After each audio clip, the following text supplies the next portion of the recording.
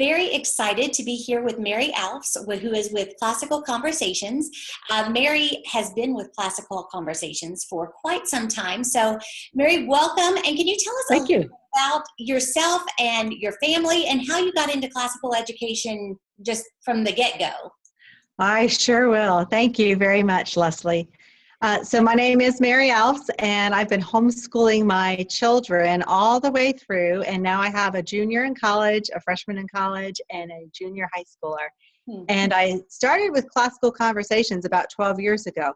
However, I was doing the classical approach even before then.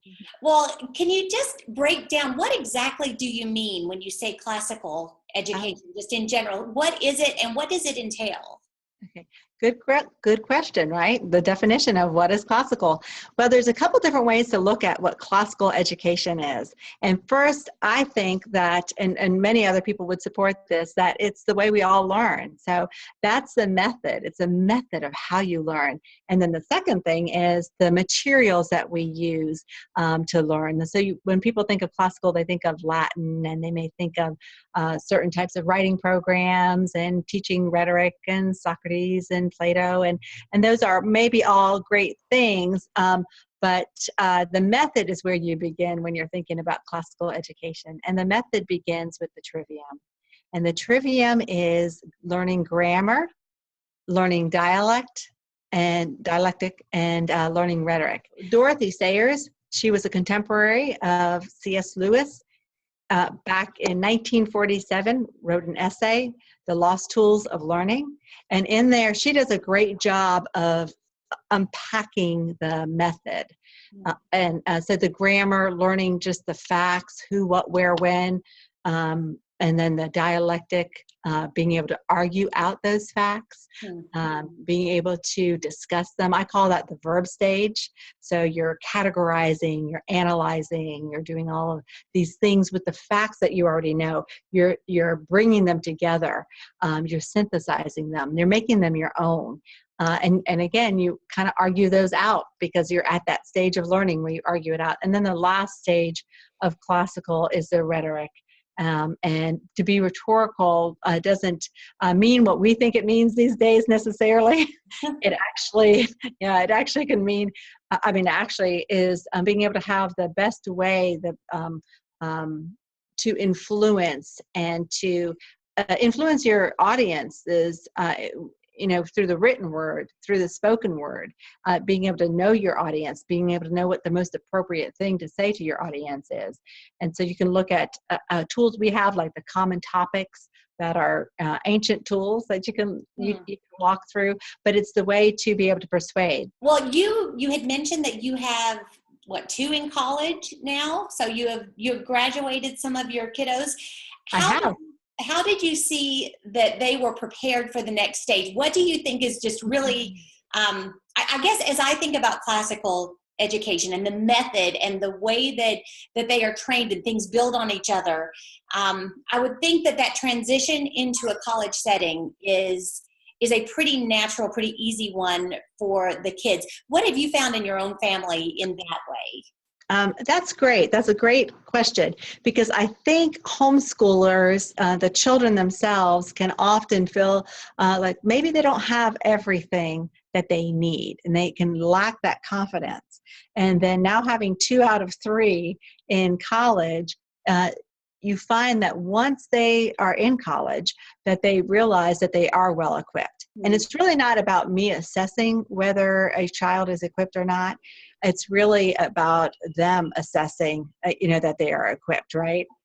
And so it's been exciting to see that my kids know how to learn. So they know how to take in the basic facts, and then they know how to be able to stand and have an argument. In fact, the way we've worked out classical education is in a community setting. And so they were able to do things like mock trial and stand in front of a real judge and argue things out. So they take the facts and they think them and process them through.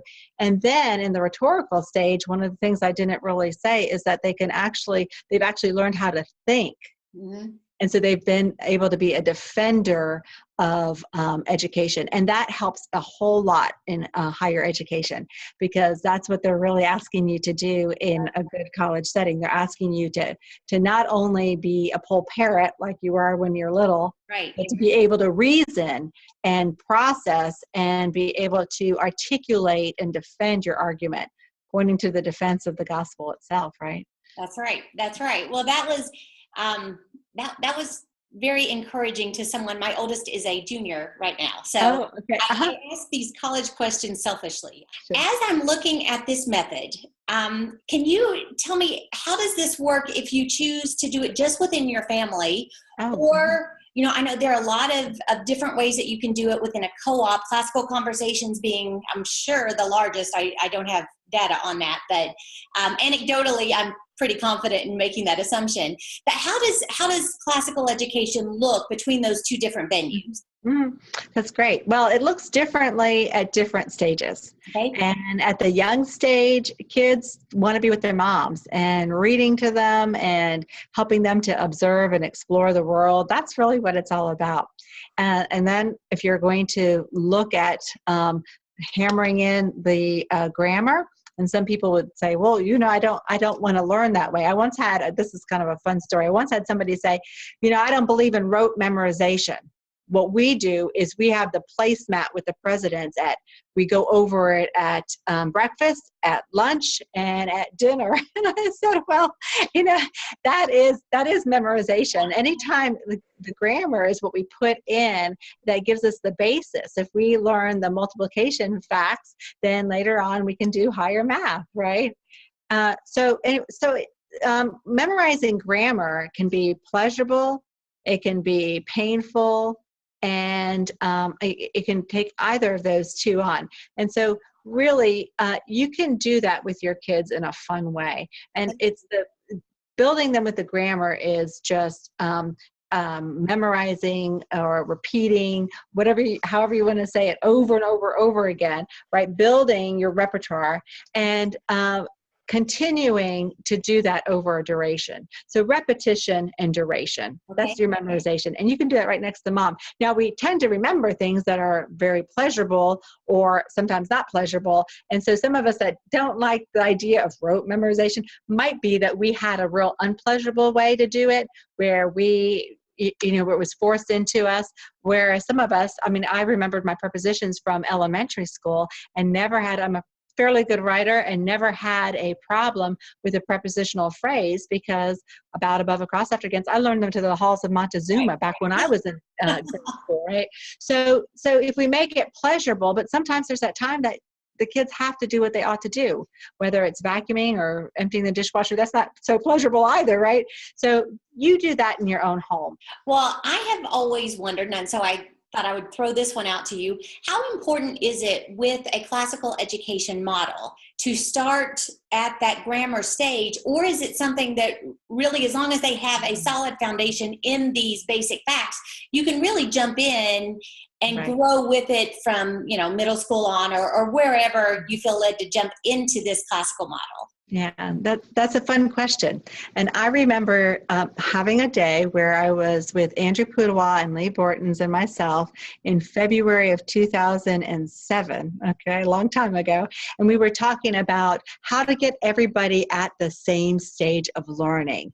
And we were talking about from just a classroom perspective, and that everybody has that. You will never have everybody at the same stage of learning. If we could come up with 5 different topics, Leslie, and you and I would have different experiences, but we could talk about any one of them, right? We would be able to add value to each other, and we'd be able to have a discussion. And so I think that classical education, I truly believe that that's how we learn. That's how we learn. Because if whether I'm going to go into medicine, or whether I'm going to go into car mechanics, or whether I'm going to go into cooking, I'm going to need a certain grammar, right? And so when I take that grammar and then I learn it, and then I practice it in that dialectic stage, then how do I practice it in that dialectic stage? How do I sharpen my skills with that? I do that through argumentation and discussion and through other people. And so I need people to be able to practice it. But again, everybody doesn't come from the same place. There will never be two people in a room that have the exact same makeup. They have different experiences, even if they have exactly the same education. So I think it's appropriate and even good for parents of older kids to join a community and be able to have that basis of discussion. One of the things I like to think about when I think about kids sitting down and having discussion is that it doesn't matter where they start. So whether it is, some people label a child as remedial, or maybe the, parents like, oh, I failed the child in this area, right?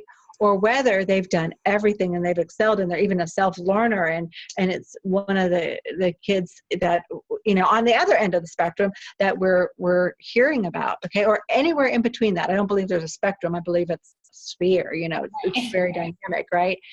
Doesn't matter. They can come and they can join a conversation. They can start learning grammar where they are, and then they can start being part of the conversation and they can progress. Education is about a life of learning, never stopping. There's so many more questions. We'll definitely have to get together again soon, Mary, but thank you so much for joining us. All right. Thank you, Leslie, for having me. Thank you very much. You're welcome. And there is some information down below in the links that will let you explore classical conversations a little bit more, because I'm sure she has said some things that probably piqued your interest somewhat. So go ahead, go exploring, and we will see you next week. If you enjoyed that video, make sure you subscribe to our channel so that you don't miss a single update. We have interviews with speakers and experts, tips coming your way all year long. So subscribe today.